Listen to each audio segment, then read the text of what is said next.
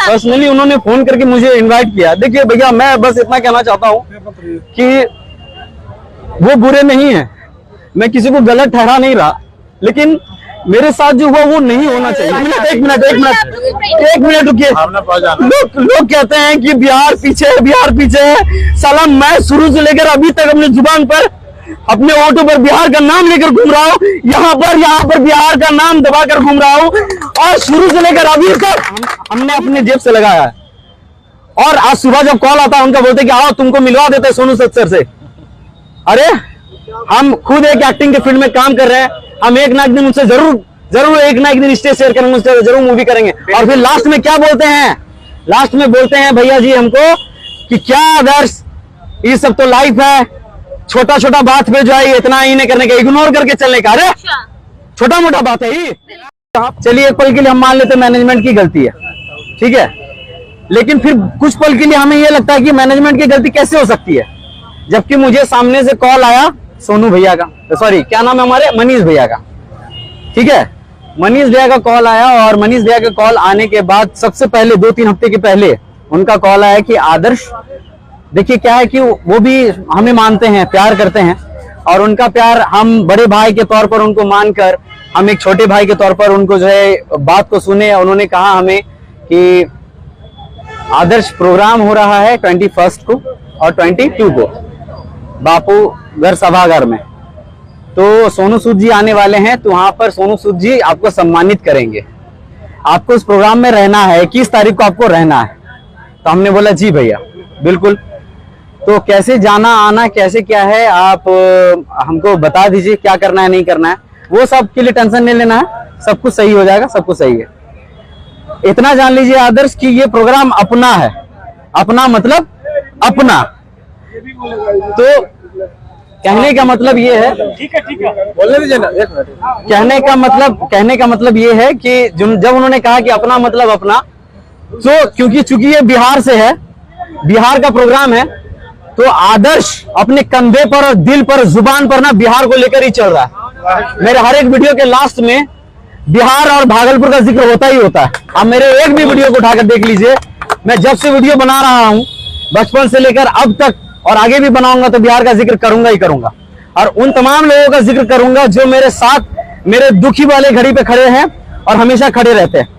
तो मैंने उनको चू से चा तक नहीं किया, मैंने उनके बात पर अमल किया, मैंने बोला ठीक है भैया।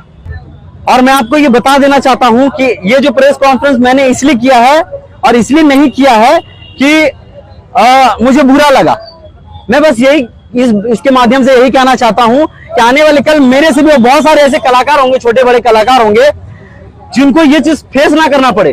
क्योंकि वो क्या होता है, मैं पता है, मैं 10 दिन से 15 दिन से बिना कुछ खाए बिना कुछ सोचे समझे, मैं सोनू सूद सर का बहुत बड़ा फैन हूं, बिना कुछ सोचे समझे मैंने सोनू सूद सर की आवाज की एक्टिंग करी, आवाज की प्रैक्टिस करी, मैंने आवाज निकालने की कोशिश करी, मैंने परफॉर्मेंस की तैयारी करी।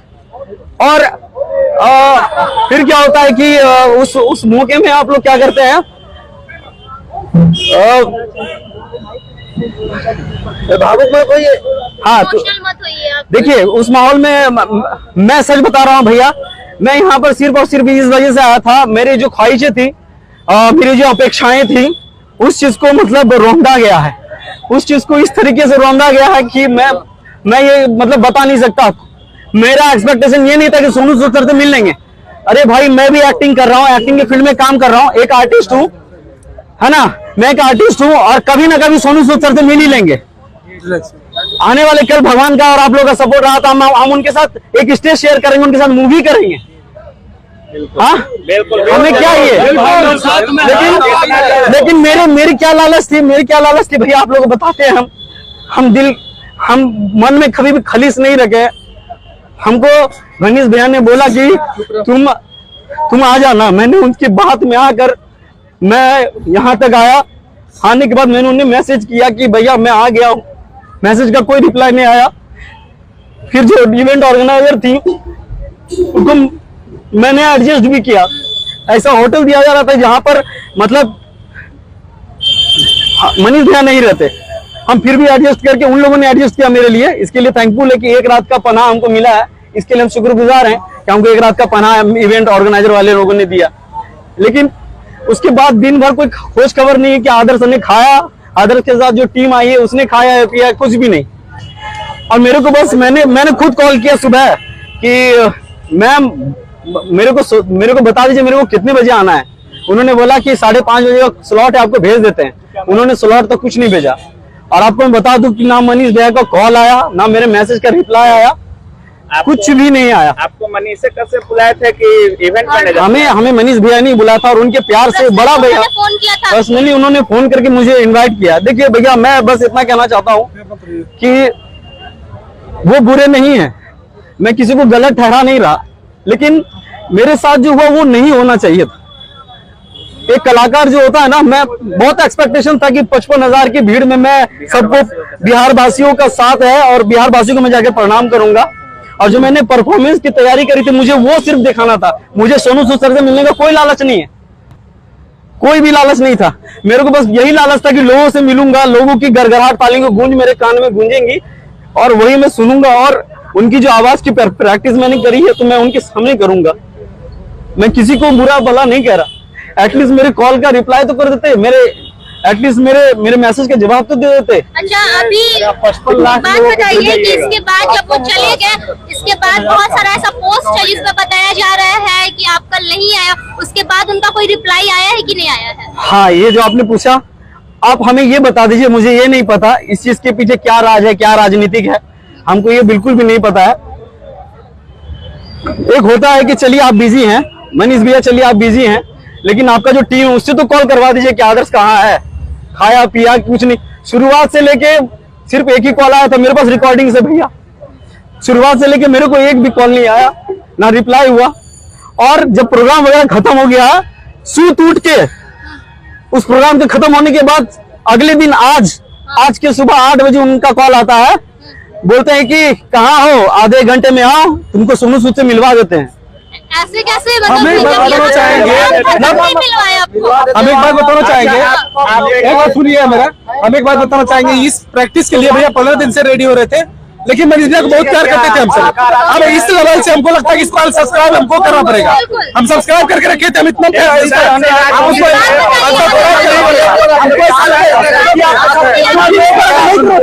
भैया कभी रोती नहीं है,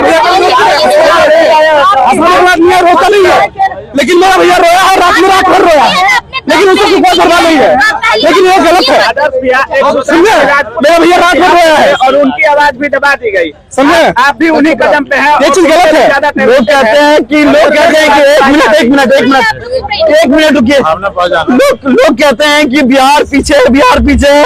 साला मैं शुरू से लेकर अभी तक अपने जुबान पर, अपने ऑटो पर बिहार का नाम लेकर घूम रहा हूँ, यहाँ पर बिहार का नाम दबाकर घूम रहा हूँ, और शुरू से लेकर अभी तक मैंने बिहार का नाम लिया है। और उसके बाद आपका कॉल आता है और आप मुझे ये कहते हैं ना बिहार पीछे है, और बिहार वालों की वजह से बिहार पीछे है। बिहार के टैलेंट को रोंदा जा रहा है। अरे कम से कम एटलीस्ट कदर तो कीजिए। ना जाने मेरे साथ जो गिटार बजाने वाले भाई लोग, वो लोग बिहार में ही प्रोग्राम करो, सोनू सूद जी ने खुद बुलाया था, और मैं आप लोगों से आज उन्होंने ये बोला, मेरे को इस बात का बुरा लगा।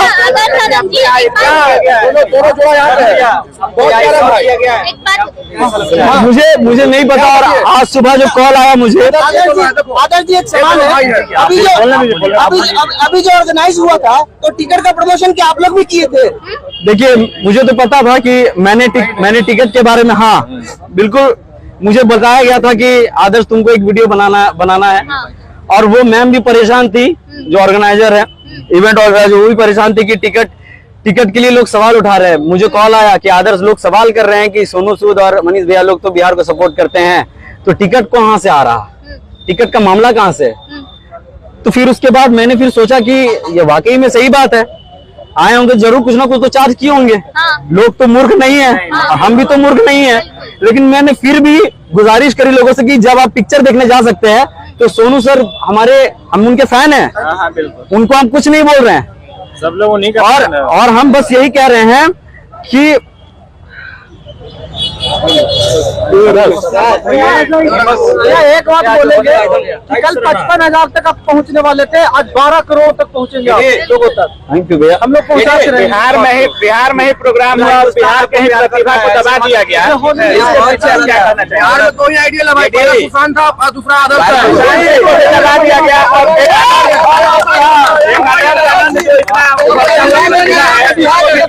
और मैं एक चीज आपको बता दूं कि जब मैंने इसके लिए टिकट के लिए गुजारिश करी थी, और ये प्रेस कॉन्फ्रेंस मैंने इसलिए किया है कि मैंने खुद बोला था कि मैं पटना आ रहा हूं दोस्तों आप लोगों से मिलने के लिए।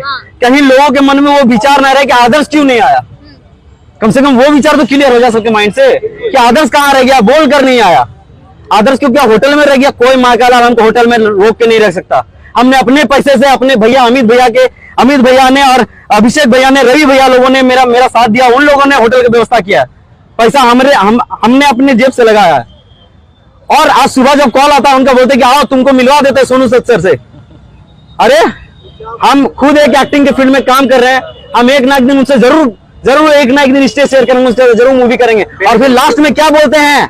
लास्ट में बोलते हैं भैया जी हमको कि क्या आदर्श ये सब तो लाइफ है, छोटा छोटा बात पे जो है इतना ही नहीं करने का, इग्नोर करके चलने का। अरे छोटा मोटा बात है ही। पत्रकार क्या होता है? हम आपसे पूछ रहे हैं पत्रकार क्या होता है? माध्यम होता है।